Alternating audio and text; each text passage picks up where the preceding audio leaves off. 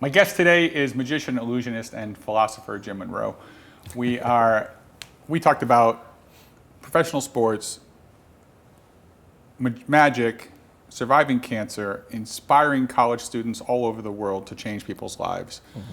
And then we started dabbling in the last session, talking a little bit about society and people's need for connection, mm-hmm. and the fact that people don't feel seen. Yeah. Or they may be seen but not known. Mm-hmm. So it's very superficial. Mm-hmm. We've had a lot of philosophical conversations about business. We've worked together on a number of different business projects, and it's really fascinating. This show is for business owners, wannabe business owners, and people who consider themselves to be innovators and entrepreneurs. Mm-hmm. At the break, you were telling me about the magician's toolkit, so to speak, mm-hmm. and it sounds so much like the entrepreneur's life. So a little bit like the duck that looks really calm on the surface, but the legs are moving like crazy. So tell us, make that connection for the audience talk about the magician and the toolkit and the things that are going on in the magician's head. And then for those people who are running businesses, they're going to quickly understand the similarities. Yeah. And then we can bring together how magic can actually be used to help them. Yeah. I'll just tell a quick story. So I spent 4 years of my life, not all like 9 hours a day, but I spent 4 years thinking about how I was going to make someone's cell phone disappear from across the stage into a jellybean jar that the audience had been looking at the entire time. That is your typical entrepreneur. It's like, how are we going to make this work? And then slowly but surely, things began to kind of reveal themselves, and I tried 1,000 different methods until I stumbled upon something that just was gangbusters. And to this day, like, nobody knows how it's done, and we're not going to find out. You're not going to find out, but but it's a really, really good effect. And so, a magician's toolkit is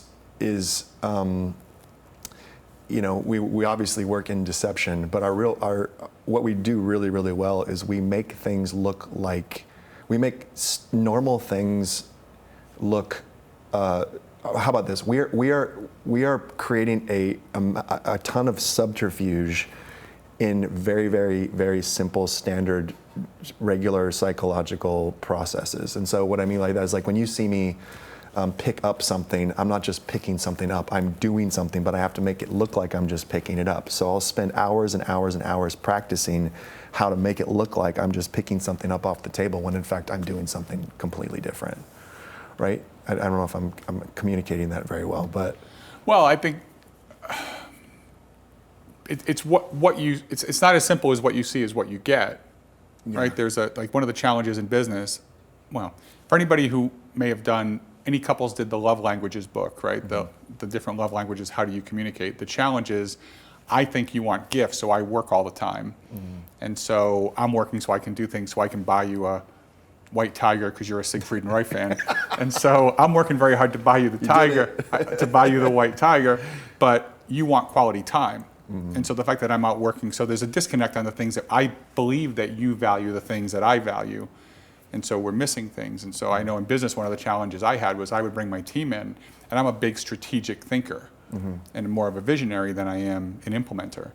And so I would bring the team in and say, I found this great idea, because I'm playing chess six steps down the game, mm-hmm. of, and then when we get this done, we'll get that done. Mm-hmm. And what I found was that my staff is like, this guy's crazy, and he can't stay focused. Mm-hmm. When I'm just assuming the next 3 steps are going to get done because we've already talked about them, there's no reason to talk about any of them. But I made the mistake of assuming that people who were more into the implementation, or who were happy just to have a job, they really didn't care about the future of the company 15 years down the road, because they had something more important to them. Mm-hmm. It could have been their own family, their own health, their own faith, whatever it was. So my view of the company wasn't that important to them. Mm-hmm. And so this whole idea in business or in magic is you're doing something, but you're giving a different appearance. Like, this is like the business owner, the entrepreneur, is a magician, right? They're trying to keep all the different people in their organization, the customers, the employees, the managers, the investors, the shareholders, the vendors, they all want something different. Right. Yeah. And you have to somehow figure out how to keep them all happy, but there's only one of you. Right. Yeah, a magician is thinking about 30 other things while he's talking. And I think that there's definitely a parallel there, a similarity between the entrepreneur and trying to keep out all the plates spinning at the same time, many of which the audience has no idea is actually going on behind the scenes, right? And so it's an art. Well, you talked earlier about magic being the thing that you can just pull out cards, and I've watched you do it. I've watched you do it with my kids. I've watched you do it with my father-in-law. I've watched you do it with my friends. You headlined an event I had, and people, it's funny, people asked me, after you went, and I asked everybody, what do you want to do next? They all said, we want more Jim. Like, if you remember the event, I had a 2-day event, and everybody's like, we want more Jim. I was like, I want more Jim, because it's a lot more fun for me to watch you than it is for me to perform. But then I had other people come up to me after, which was really interesting. You didn't hear this, when they come up to me and said, I can't believe you brought a professional entertainer in to upstage you. And I was like, well, why am I going to bring in an entertainer who's less than? That doesn't make any sense, right? I mean, unless it's an ego thing for me. But what became clear when you were at the event, I didn't know that this would happen, was when you're teaching a group, you're trying to get people to open their minds. Yes, that's a good point, yeah. And when you went in there and you did the whole midday session for the 90 minutes or whatever it was with the people I had, like, everybody was in awe. Like, there's no after lunch they're tired. Like, it was a whole, you woke them up and they were ready to go. But what was so interesting is all the conversation after you watch magic is, how did he do that? Right, which is what you want people asking in your company anyway, right? Because it gets you out of the train of thought that you're already in. I love the term you use, it opens their minds. I think that my show, and particularly for corporate audiences, is just killer. I don't know how else to say it. I think it's as good as anything else, because it's not just a piece of entertainment. It's getting people involved, but it's also getting them to, like you said, think outside the box. And I go into different things in my show where I sometimes reveal how something's done, right? And so they're able to see, wow, like, oh my gosh, it was just this one little thing. And so the art itself is great for getting to people to think more about anything. It gets you out of the rut. So we have in our financial firm, we're about to release our ultra high net worth report, which we analyze the 25 top reports, and it's basically, what do really rich people do? What do they do and think about differently than normal successful people? And the chasm is huge. And one of the things that came out was, it's something like 73% of people are more likely to invest with a company that has a purpose. The number goes north of 90 if the people are under the age of 30.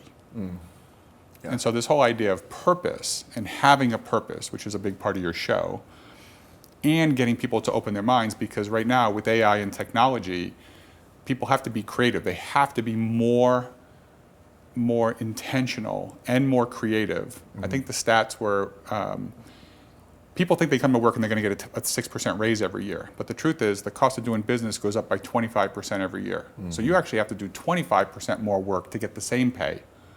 Not do the same work and get 6% more pay. Right. So if you want to make more money, you got to be 40% more productive. So the goal is, how can you be 40% more productive in the same amount of time so that I can pay you more? Yeah. You got to put cell phones in jellybean jars. Cell phones, you got to put cell phones in jellybean jars, and that's what I'm saying is the magic. I've done a lot of strategic planning workshops, but I can't do the magic, which we've talked about. That just opens people's minds to anything is possible. So if it's, how do we reach this audience? How do we create this product? How do we create this service? How do we create this outcome? Yeah. I think magic is the thing. Yeah. That just will open people's minds to anything is possible, because I just watched David Copperfield make a car full of people disappear. Right.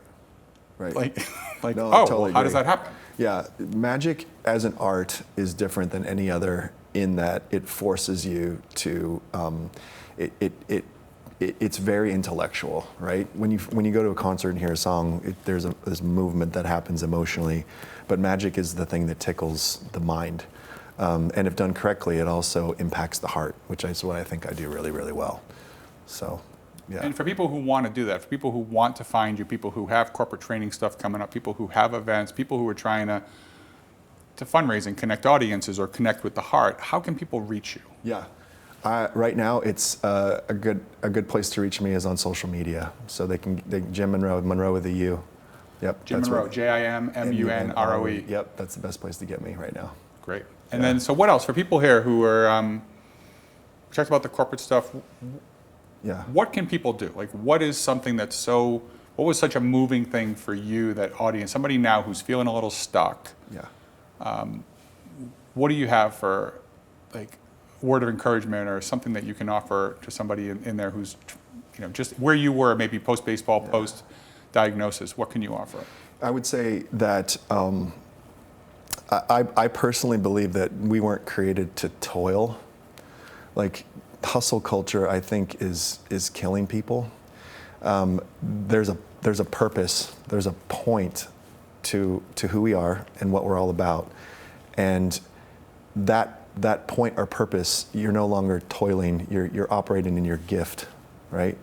And I think that if people step out of the matrix just for a second and find out who they are, like really get down into who they are, and connect with, you can call it whatever you want to, but that which is bigger and greater than ourselves, then I believe that you're instilled with something that not only invigorates you, fills up your gas tank, but when you start operating with purpose, for purpose, and that purpose, more times than not, is always going to be about other people, then that's the honey hole. That's where you want to be.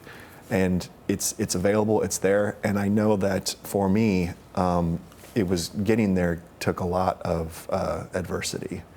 So adversity is what you must go through to get to the purpose, the calling for which you're created, and it's in that you're going to have the most fruit. Brilliant. Yeah. Jim Munroe, overcoming adversity, making magic happen for yourself with the gifts you were given. You are a true gift to us and the audience. Make sure you watch the episode again. Follow Jim Munroe with a U, and you can embrace your vulnerability so you can stick your neck out and elevate your perspective and be a giraffe. We'll see you next week.